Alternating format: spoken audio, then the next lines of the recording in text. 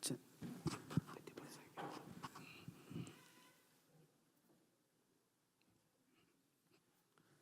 ദൈവത്തിൻ്റെ അതിപരിശുദ്ധ തിരുനാമം വാഴ്ത്തപ്പെടുമാറാകട്ടെ. വീണ്ടും ഒരു ഞായറാഴ്ച കാലം കൂടെ നമുക്കെല്ലാവർക്കും ഒരുമിച്ച് വിശുദ്ധ കുർബാനയിൽ പങ്കെടുക്കുവാൻ ദൈവം തന്ന അവസരത്തിനായിട്ട് സ്തോത്രം അർപ്പിക്കാം. നമ്മളോടൊപ്പം ഇന്ന് ഈ ആരാധനയിൽ നമ്മുടെ സഭയുടെ മുൻ വൈദിക ട്രസ്റ്റിയായി സേവനമനുഷ്ഠിച്ച പ്രിയപ്പെട്ട എം പി യോഹന്നാൻ അച്ഛൻ ഉണ്ടല്ലോ. ഇന്നലെ വിവാഹ ശുശ്രൂഷയിലും ആ കുടുംബത്തെ പ്രതിനിധീകരിച്ച് അച്ഛൻ അനുഗ്രഹിക്കപ്പെട്ട ഒരു സന്ദേശം ആ വിവാഹ ശുശ്രൂഷയിലും നൽകി. ഇന്ന് അച്ഛൻ നമ്മളോടൊത്ത് പങ്കെടുത്ത് ഇന്നത്തെ ദൈവവചന ശുശ്രൂഷ അച്ഛൻ നിർവഹിക്കുന്നതായിരിക്കും. എന്നെക്കാളും അപ്പുറമായി അച്ഛനെ അടുത്തറിയുകയും അച്ഛൻ്റെ കുടുംബത്തെ മനസ്സിലാക്കുകയും ചെയ്തിട്ടുള്ളതാണല്ലോ നിങ്ങൾ ഓരോരുത്തരും. അതുകൊണ്ട് ഞാൻ കൂടുതലായിട്ട് ഒന്നും അച്ഛനെ പരിചയപ്പെടുത്താനായിട്ട് ആഗ്രഹിക്കുന്നില്ല. അച്ഛൻ്റെ സാന്നിധ്യം വളരെ പ്രചോദനമാണ്. അച്ഛൻ്റെ ശുശ്രൂഷയിൽ കഴിഞ്ഞ നാളുകളിലൊക്കെ ദൈവം കൂടെയിരുന്നു. റിട്ടയർമെൻറ്റ് കാലയളവിലും ഫലദായകമായി അച്ഛനെ ഉപയോഗിക്കുന്നല്ലോ. ദൈവത്തിന് സ്തോത്രം. നമ്മളോടൊപ്പം ആയിരിക്കുന്നതിൽ അതിയായിട്ട് സന്തോഷിക്കുകയും ഡിട്രോയിറ്റ് മാർത്തോമ ഇടവകയുടെ പേരിൽ അച്ഛനെ വളരെ സന്തോഷത്തോടെ ഈ ആരാധനയിലേക്ക് സ്വാഗതം ചെയ്യുകയും ദൈവവചന ശുശ്രൂഷയ്ക്കായിട്ട് ക്ഷണിക്കുകയും ചെയ്യുന്നു.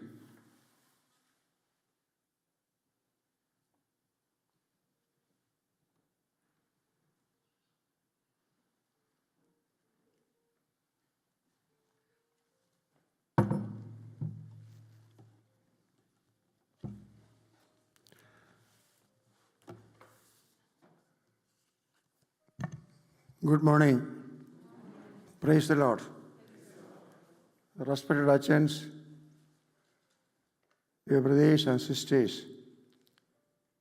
beloved children in Christ, ക്രിസ്തുയേശുവിന്റെ നാമത്തിൽ എൻ്റെ സ്നേഹവന്ദനം ഞാൻ അറിയിക്കുന്നു.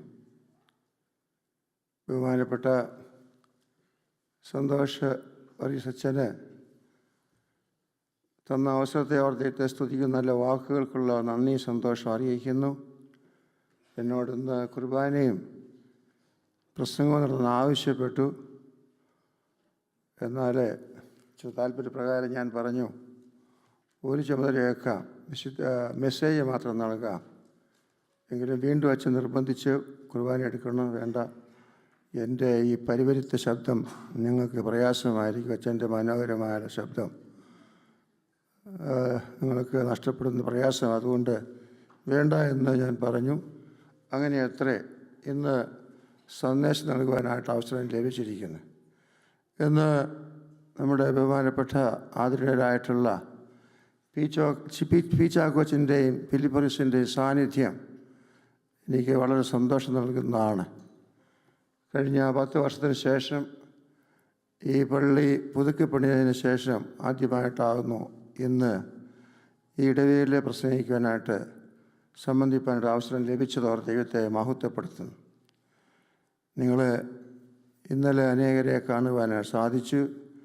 ഇന്നും പലർ വന്നിട്ടുണ്ട്, കുറേ വന്നിട്ടുണ്ട്.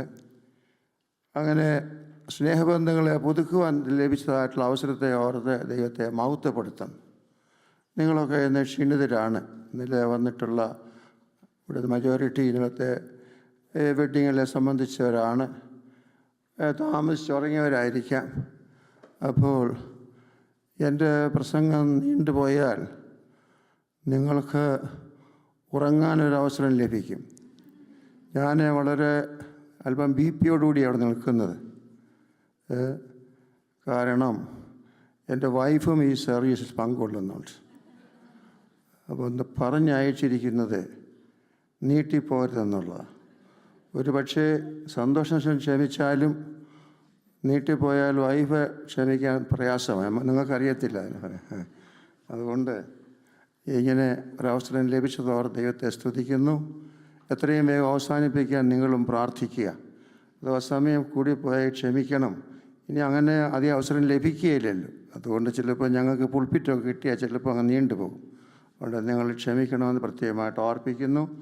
ഇന്നത്തെ നമ്മുടെ അല്പസമയത്തെ ചിന്തയ്ക്കായിട്ട് ഏവൻഗേലിയനായിട്ട് വായിച്ച് കേട്ടത് വിശുദ്ധ മത്തായി എഴുതിയ സുവിശേഷം 10-ാം അധ്യായം 7 മുതൽ 16 വരെയുള്ള വാക്യങ്ങളായിരുന്നു.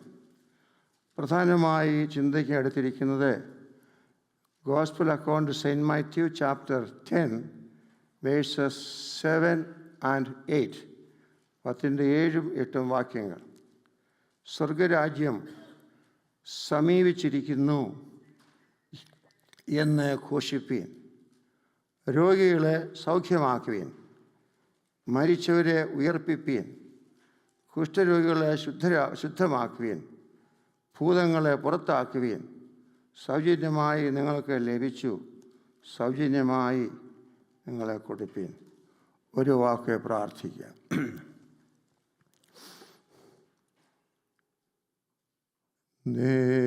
വചനം ധ്യാനിക്കുമ്പോൾ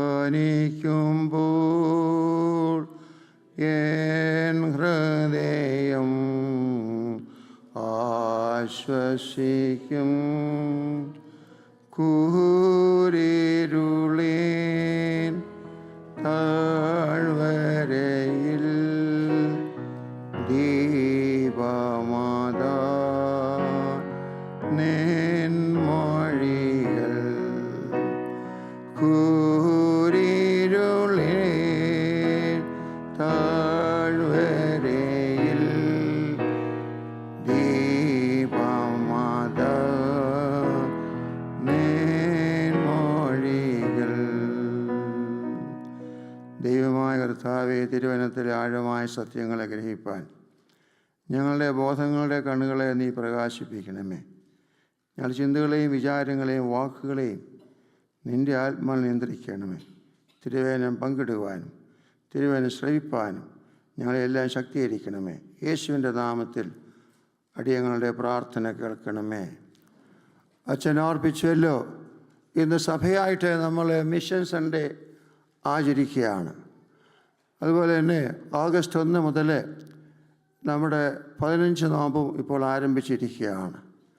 അപ്പോൾ സാധാരണ ഓഗസ്റ്റിലാണ് മിഷൻ സൺഡേ ആയിട്ട് നമ്മൾ ആചരിക്കുന്നത്. ഇന്നത്തെ തീം സഭയായിട്ട് നിശ്ചയിച്ചിരിക്കുന്നത് ദൈവരാജ്യ പ്രഘോഷണവും പ്രവൃത്തിയും. മിഷൻ സഭയുടെ ദൗത്യം എന്ന് പറയുന്നത് proclamation and acts of the kingdom of God. പ്രഘോഷണവും ദൈവരാജ്യ പ്രഘോഷണവും പ്രവൃത്തിയും എന്നുള്ളതാണ് സഭയായിട്ട് നിശ്ചയിച്ചിരിക്കുന്ന തീം. 4 വേദഭാഗങ്ങളെ നമ്മൾ വായിച്ച് കേട്ടു. ഈ തീമിനെ ബേസാണ് സഭ ഈ ഭാഗം എടുത്തിരിക്കുന്നത്. അതുകൊണ്ട് ആ ഭാഗത്തേക്ക് കൂടുതലായിട്ട് ഞാൻ പ്രവേശിപ്പാനായിട്ട് ആഗ്രഹിക്കുന്നില്ല. സഭയുടെ ദൗത്യം, what is the mission of the church എന്നുള്ളതാണ് സഭയായിട്ട് നാം ചിന്തിക്കുന്നത്. അതുകൊണ്ട് ആദ്യമായിട്ട് സഭ എന്നാൽ എന്താണ്? Church is the body of Christ എന്ന് പറഞ്ഞാൽ യേശുവിൽ വിശ്വാസം അർപ്പിച്ച് സമൂഹത്തിൻ്റെ നീതി നിവർത്തിപ്പാൻ വിളിക്കപ്പെട്ട വിശ്വാസ സമൂഹമാണ് സഭ. കർത്താവിൻ്റെ ശരീരമാണ്. അതിൻ്റെ പ്രധാനമായ ഉദ്ദേശം സമൂഹത്തിലെ നീതി നിവർത്തിക്കുക. അതാണ് നമ്മുടെ ഒരു മിഷൻ എന്ന് പറയുന്നത്. സഭ ദൈവത്തിൻ്റേതാണ്, മിഷനും ദൈവത്തിൻ്റേതാണ്. അതുകൊണ്ട് ദൈവത്തിൻ്റെ മിഷനാണ് സഭയുടെ മിഷനും. അതാണ് നമ്മൾ ഏറ്റെടുത്തിരിക്കുന്നത്. കർത്താവ് നമുക്ക് സഭയ്ക്ക് 3-fold മിഷൻ നൽകിയിട്ടുണ്ട്. 3 മിഷനാണ് കർത്താവ് തന്നിരിക്കുന്നത്. അതായത് ടീച്ചിങ്, പ്രീച്ചിങ് ആൻഡ് ഹീലിംഗ്.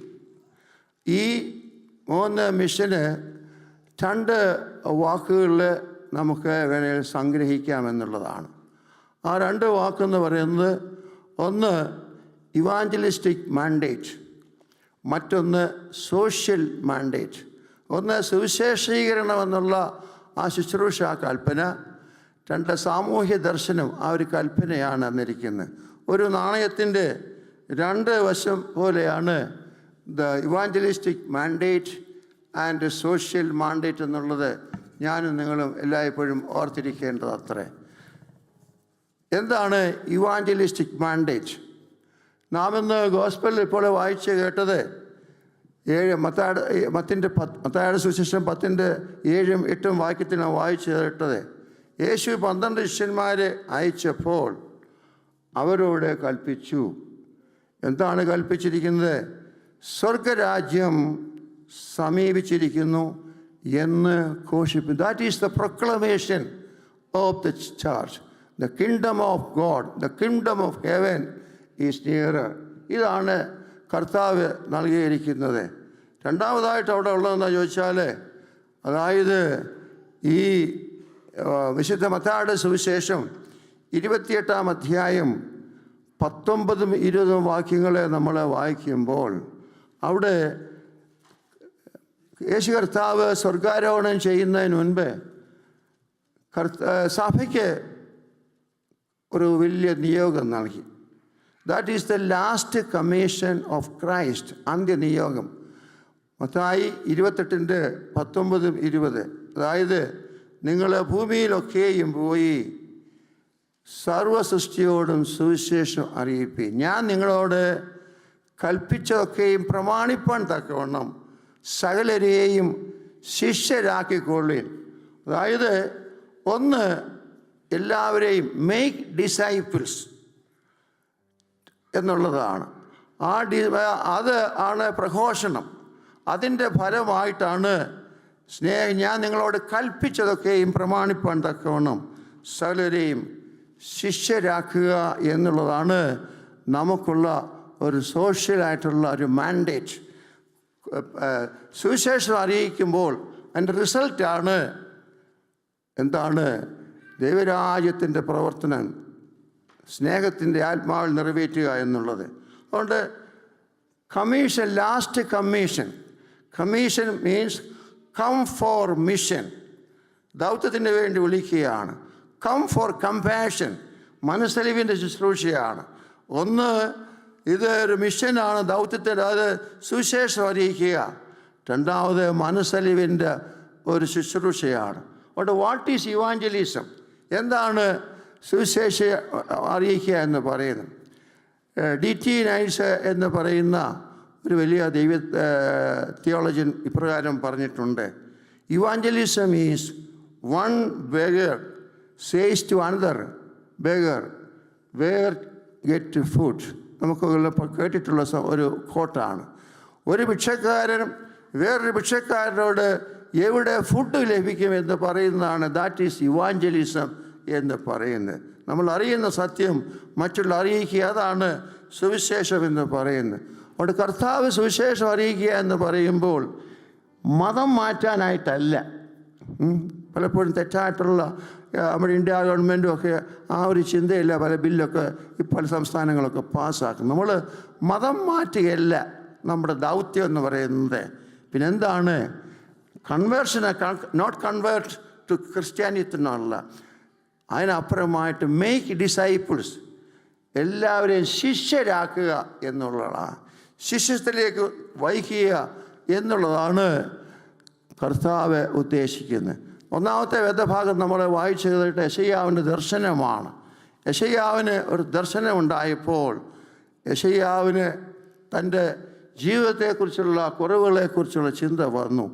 അപ്പോൾ യെശയ്യാവ് പറയുകയാണ്, അയ്യോ ഞാൻ അരിഷ്ട മനുഷ്യൻ, ഞാൻ നശിച്ചു, ശുദ്ധിയില്ലാത്ത അധരങ്ങളുള്ള ജനത്തിനടുവിൽ വസിക്കുന്നു എന്ന്. അതായത് ദൈവീയ ദർശനം, ഒരു വിഷൻ ഉണ്ടായപ്പോൾ യെശയ്യാവ് പറയാണ്, വോ ടു മീ, ഞാൻ നശിച്ചു, ഞാൻ ശുദ്ധിയില്ലാത്ത മനുഷ്യനാണ്. എവിടെ വസിക്കുന്നത്? ശുദ്ധിയില്ലാത്ത അധരങ്ങളുള്ള ജനത്തിൻ്റെ നടുവിലാണ്. യെശയ്യാവൻ തൻ്റെ പാപത്തെക്കുറിച്ചുള്ള ബോധമുണ്ടായി, സമൂഹത്തെക്കുറിച്ചുള്ള ചിന്തയുണ്ടായി. അപ്പോൾ യെശയ്യാവിന് ആ സമയത്ത് ലഭിക്കുന്നതായിട്ടുള്ള ഒരു ചോദ്യം, ഒരു നിലവിളി, ദൈവത്തിൻ്റെ നിലവിളി, ഞാൻ ആരെ അയക്കേണ്ടു? ആര് എനിക്ക് വേണ്ടി പോകും? Whom shall I send? Who will go for me? ഞാൻ ആരെ അയക്കേണ്ടു? ആരെനിക്ക് വേണ്ടി പോകുമെന്നുള്ള ഒരു ജനറൽ ക്വസ്റ്റ്യൻ, ഒരു ഓപ്പൺ ക്വസ്റ്റ്യനാണ്. ദൈവം ചോദിച്ചില്ല, യെശയ്യാവേ നീ പോകാമോ എന്ന് ചോദിച്ചില്ല. ഒരു പരോക്ഷമായിട്ടുള്ള പ്രത്യക്ഷമായ ചോദ്യമല്ല. പിന്നെന്താണ്? ഒരു ജനറൽ ക്വസ്റ്റ്യൻ, ഓപ്പൺ ഇൻവിറ്റേഷൻ. ആരെനിക്ക് വേണ്ടി പോകും? This question is today asking you and me. അച്ഛനൊക്കെ ദീർഘകാലം മിഷൻ ഫീൽഡിലൊക്കെ വർക്ക് ചെയ്ത ആളാണ്. അപ്പോൾ അച്ഛൻ്റെ മിഷനെക്കുറിച്ച് എന്നെക്കാളും കൂടുതൽ അറിയാവുന്നൊരു വ്യക്തിയാണ്. അതുകൊണ്ട് ആരെനിക്ക് വേണ്ടി പോകും? whom shall I go? And who will go for us? Whom shall I send? ആരെനിക്ക് വേണ്ടി പോകുമെന്നുള്ളൊരു ചോദ്യം. യെശയ്യാവേ നീ പോകുമോ എന്നുള്ളതല്ല. അപ്പോൾ യെശയ്യാവ് ആ വിളി കേട്ടിട്ട് പറയുന്നത്, here I am, send me. അടിയനിതാ, അടിയനെ അയക്കണം. I am available to you എന്നുള്ളതാണ്. ഇത് നാം എല്ലാവരും ഓർക്കേണ്ട സംഗതിയാണ്. ഇന്ന് പലപ്പോഴും സുവിശേഷ വേലയ്ക്ക് നമുക്ക് പറ്റിക്കുന്ന, സഭയ്ക്ക് പറ്റിയിരിക്കുന്ന ഒരു അപജയം എന്ന് വേണേൽ പറയാം. ഇന്ന് സുവിശേഷകർ അധികം മുന്നോട്ട് വരുന്നില്ല. ഉപദേശിമാർ ഇന്ന് പട്ടക്കാരാകാനായിട്ട് ആഗ്രഹിച്ച് ഒത്തിരി പേര് വരുന്നുണ്ട്. അപ്പോൾ സുവിശേഷരെക്കുറിച്ചുള്ള നമ്മുടെ ഒരു കാഴ്ചപ്പാടിൻ്റെ നഷ്ടപ്പെട്ടതുകൊണ്ടാണ്. ആൾ വളരെ കുറവാണ്. പട്ടക്കാരായി വരുന്ന ധാരാളം ആൾക്കാർ മുന്നോട്ട് വരുന്നുണ്ട് എന്നുള്ളത് നാം ഓർക്കേണ്ടത്. അതുകൊണ്ട് ഈ കർത്താവിൻ്റെ അന്ത്യനിയോഗം സ്വീകരിച്ച് who will go for us, whom shall I send?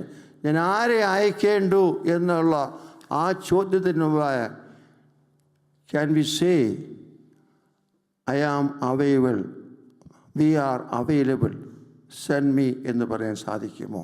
അന്ത്യനിയോഗമാണ്. നമ്മൾ കേട്ടിട്ടുള്ള സംഭവമാണല്ലോ. ഇംഗ്ലണ്ടിലെ കടൽ തീരത്ത് താമസിച്ച ഒരു ദമ്പതികൾ ജോസഫും മേരിയും. അന്ന് ആ കാലത്ത് ലൈറ്റ് ഹൗസ് കണ്ടുപിടിച്ചിട്ടില്ല. അപ്പോൾ ലൈറ്റ് ഹൗസ് കണ്ടുപിടിക്കാത്തത് കൊണ്ട് അനേകം കപ്പലുകൾ പാറക്കെട്ടിലും മഞ്ഞുകട്ടയിലൊക്കെ തകർന്നു പോയിട്ടുണ്ട്. ഇത് കണ്ടിട്ട് ജോസഫിന് വലിയ പ്രയാസം. വൃദ്ധദമ്പതികളാണ്. അപ്പോൾ എന്ത് ചെയ്തു? ജോസഫ് തൻ്റെ ഭവനത്തിൻ്റെ മുൻപാകെ വൈകിട്ട് ഒരു റാന്തൽ വിളക്ക് കെട്ടിത്തൂക്കുമായിരുന്നു. രാവിലെ മാറ്റും അവിടെ. അങ്ങനൊരു പതിവായിരുന്നു. അത് കിട്ടിയതിന് ശേഷം പിന്നെ അധികം കപ്പലപകടം ഉണ്ടായിട്ടില്ല. ഏതാണ്ട് അവസാന സമയത്ത് മരിക്കുന്നതിന് മുൻപായിട്ട് എൻ്റെ ഭർത്താവ് ജോസഫ് മേരിയോട് പറഞ്ഞു, മേരി, മൈൻഡ് ദ ലൈറ്റ്, ദീപം അണയാതെ സൂക്ഷിക്കുക. അന്ത്യനിയോഗമാണ്. നമുക്കറിയാം, നമ്മുടെ പ്രിയപ്പെട്ടവർ അന്ത്യ അഭിലാഷമൊക്കെ പറയുമ്പോൾ അത് സ്വാഭാവികമായിട്ട് നമ്മളത് സ്വീകരിക്കുന്നവരാണ്, ചെയ്യാൻ ശ്രമിക്കുന്നവരാണ്. സ്വാഭാവികമാണ്. കർത്താവിൻ്റെ അന്ത്യ അഭിലാഷം, ജോസഫിൻ്റെ അന്ത്യ അഭിലാഷം, മേരി മൈൻഡ് ദ ലൈറ്റ്, ദീപം അണയാതെ സൂക്ഷിക്കുക എന്നുള്ള ആ ഒരു ദൗത്യം ആണ് നമുക്കും എനിക്കും നിങ്ങൾക്കും ലഭിച്ചിരിക്കുന്നത്. രണ്ടാമതായിട്ട് പറയാനുള്ളത് ദ സോഷ്യൽ മാൻഡേറ്റ് എന്ന് പറഞ്ഞാൽ സാമൂഹികമായിട്ടുള്ള ഒരു കൽപ്പനയാണ്. Come for compassion. ഇത് മനസ്സലിവിൻ്റെ ശുശ്രൂഷയാണ്. A service of empathy, not a sympathy. നമുക്കെല്ലാം ഒരു സംഭവം, ഇപ്പം നമ്മൾ വയനാട്ടിൽ അനേകരും മരണമടഞ്ഞു. റഷ്യ യുക്രൈൻ വാറിൽ ഒരുപാട് പേര്, പലസ്തീൻ ഇസ്രായേൽ, നമ്മളൊക്കെ സഹതാവും ഇവിടെ പറയും, ഞാനും നിങ്ങളുമൊക്കെ പറയാം. ആ സിമ്പതിയുണ്ട്. പക്ഷേ വി ആർ ലാക്കിങ് എമ്പതി. നമ്മൾ കൊണ്ടുമ്പോൾ കാര്യമായിട്ടൊന്നും സാധിക്കാനൊക്കെയില്ല. എങ്കിലും കർത്താവിൻ്റെ ശുശ്രൂഷ എമ്പതിയായിരുന്നു. He was identified with the problem. മനുഷ്യൻ്റെ പ്രശ്നങ്ങളിലെ പങ്കാളിയായ ഒരു കർത്താവിനെയാണ് നാം കാണുന്നത്. അതുകൊണ്ട് സുവിശേഷ പ്രഘോഷണം എന്ന് ലവ് ഇൻ ആക്ഷൻ, പ്രഘോഷണം പ്രവൃത്തിയിൽ കൂടിയാണ് നമ്മൾ കാണിച്ചു കൊടുക്കേണ്ടത്. ഗാന്ധി ജീവിച്ച കാലത്ത് സഭയിലെ ചില നേതാക്കന്മാർ ചെന്ന് അദ്ദേഹത്തോട് ചോദിച്ചു, സുവിശേഷ വേലയെക്കുറിച്ച് ഗാന്ധി എന്ത് പറയുന്നു എന്ന് പറഞ്ഞു. അപ്പോൾ മഹാത്മാഗാന്ധി അവരോട് പറഞ്ഞ്, come as your master came, നിങ്ങളുടെ യജമാനൻ വന്നതുപോലെ നിങ്ങൾ വരിക, അപ്പോൾ സുവിശേഷം അർത്ഥവത്തായി തീരും എന്നുള്ളതാണ്. The preaching and teaching is the focal point of evangelism. അതിൻ്റെ റിസൾട്ടാണ് ലവ് ഇൻ ആക്ഷൻ. ഞാൻ നിങ്ങളോട് കൽപ്പിച്ചതൊക്കെയും പ്രമാണിക്കുക. എന്താണ്? നിന്നെപ്പോലെ എൻ്റെ അയൽക്കാരനെ സ്നേഹിക്കുക. അതാണ് ലവ് ഇൻ ആക്ഷൻ. അതാണ് എമ്പതി എന്ന് പറയുന്നത്. മനസ്സലിവിൻ്റെ അല്ല, അതിനേക്കാൾ അപ്പുറമായിട്ട് ഇതൊരു എമ്പതിയാണ് എന്ന് നാം എല്ലായ്പ്പോഴും ഓർക്കേണ്ടതിന്.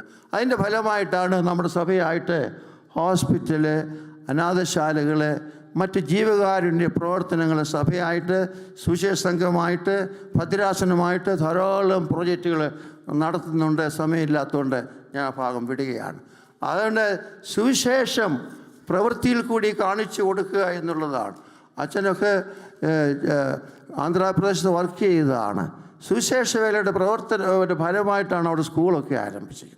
അപ്പോൾ ഇങ്ങനെയുള്ള പ്രവർത്തനം, ലവ് ഇൻ ആക്ഷൻ, ഞാൻ നിങ്ങളോട് കൽപ്പിച്ചതൊക്കെയും പ്രമാണിക്കുവാൻ തക്കവണ്ണം ഉപദേശിക്കുക എന്നുള്ളതാണ് കർത്താവ് നമ്മെ ഏൽപ്പിച്ചിരിക്കുന്നതായിട്ടുള്ള ദൗത്യം.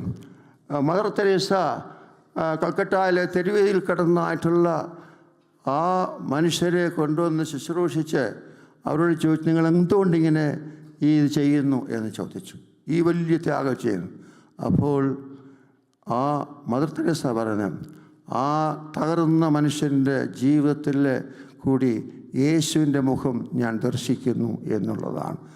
സന്തോഷമായിട്ട് സുഖമായിട്ട് ചിരിച്ചുകൊണ്ട് ലോകത്തിൽ നിന്ന് മാറ്റപ്പെടാൻ സാധിക്കുന്നുണ്ടെങ്കിൽ അതാണ് നമ്മുടെ സുവിശേഷ വേലയുടെ പ്രവൃത്തി എന്നുള്ളത്. ഞാൻ നിങ്ങൾ ഓർക്കും, ലവ് ഇൻ ആക്ഷൻ എന്നുള്ളത് ആണ് സുവിശേഷ വേലയുടെ ഒരു പ്രധാനമായിട്ട് കാര്യം. അതോട് ചേർന്നാണ് what is the style of mission. യേശുവിൻ്റെ ശൈലി സുവിശേഷം നിവർത്തിക്കുകയാണ്. യേശുവിൻ്റെ ശൈലി എന്താണ്? യേശുവിൻ്റെ ശൈലി, അവൻ ദൈവമായിരിക്കെ ദൈവത്തോടുള്ള സമത്വം മുറുകെ പിടിക്കാതെ ദാസരൂപം എടുത്തു എന്നുള്ളതാണ്. ദ സെർവൻറ്റ് ഹുഡ് എന്നുള്ളതാണ്. അതാണ് യേശുവിൻ്റെ ശൈലി.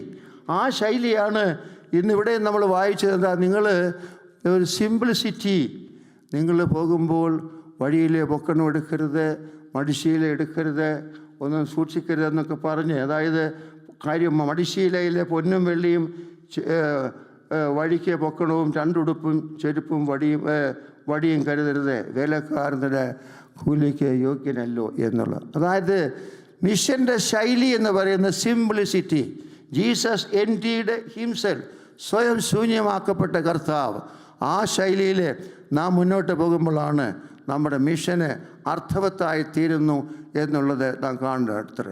ക്രൂസിൻ്റെ ശൈലിയാണ് മിഷൻ്റെ ശൈലി.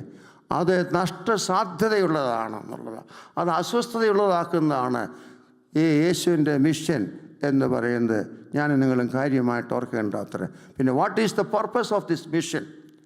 The purpose of mission is സമൃദ്ധമായിട്ടുള്ള ജീവൻ. നിങ്ങൾക്ക് ജീവനുണ്ടാവും. യേശു പറഞ്ഞു, നിങ്ങൾക്ക് ജീവനുണ്ടാകുവാനും സമൃദ്ധമായ ജീവനുണ്ടാവാനും ഞാൻ നൽകിയിരിക്കുന്നു എന്നുള്ള മനുഷ്യൻ്റെ സമൃദ്ധമായിട്ടുള്ള വിമോചനം. ഞാൻ നേരത്തെ ഓർപ്പിച്ചല്ലോ, സഭയെ വിളിച്ചാക്കിയതാണ് സമൂഹത്തിൽ നീതി നിവർത്തിപ്പാനായിട്ടാണ്. ആയതിനാൽ സമൃദ്ധമായിട്ടുള്ള ജീവൻ നൽകുവാൻ, that is the purpose of mission. The style of mission എന്ന് പറയുന്നത് സ്വയം ശൂന്യമായി തീരുക. രണ്ട്, ദ പർപ്പസ് ഓഫ് മിഷൻ എന്ന് പറയുന്നത് സമൃദ്ധമായിട്ടുള്ള ജീവൻ നൽകുക എന്നുള്ളതാണ്. ഞാൻ അവസാനിപ്പിക്കട്ടെ. ബോൺഹോവർ ദൈവശാസ്ത്രൻ ജർമ്മനിയിൽ ജീവിച്ച് ഹിറ്റ്ലറുടെ കാലത്ത് വധിക്കപ്പെട്ടവനാണ്. അപ്പോൾ ബോൺഹോഫർ പറഞ്ഞിരിക്കുന്നത് എന്താണ്? When Christ calls a man, he calls him to die. കർത്താവ് ഒരു മനുഷ്യനെ വിളിക്കുന്നതിനാണ് മരിക്കുവാനാണ്. അതാണ് ക്രൂസിൻ്റെ ശൈലി എന്ന് പറയുന്നത്. അതാണ് മിഷൻ എന്ന് പറയുന്നത്. അത് ഞാൻ നിങ്ങളെല്ലായ്പ്പോഴും ഓർക്കേണ്ടത്. സമൃദ്ധമായിട്ടുള്ള ജീവൻ. നമുക്കറിയാം ഈ പണ്ട് കഷണ്ടിയുള്ളവരെ കഷണ്ടി മാറുവാനായിട്ട് മരുന്ന് വിൽക്കൽക്കാർ ഉണ്ടായിരുന്നു. കഷണ്ടിക്കാരന് കഷണ്ടി മാറുവാൻ മരുന്ന് വിൽക്കാൻ വരും. ഇതാണ് പലപ്പോഴും നമ്മുടെ അനുഭവം. നമ്മൾ വലിയ കഷണ്ടി വെച്ചുകൊണ്ടാണ് കഷണ്ടി മാറ്റി. ഇന്നിപ്പം കഷണ്ടി മാറ്റം നല്ല 1-ാം ക്ലാസ് പണം മുടക്കിയാൽ നല്ല വിഗ് കിട്ടും, അറിയേയില്ല. അപ്പോൾ കഷണ്ടിക്കാരൻ കഷണ്ടി മാറ്റാൻ ആയിട്ട് വലിയ മരുന്നുമായിട്ട് വരും, പുള്ളി കഷണ്ടിക്കാരനോ എന്നുള്ളത്. നമ്മുടെയൊക്കെ പ്രവർത്തനമൊക്കെ എന്ന് പറയുന്ന ഏകദേശം ഇതുപോലാണ്.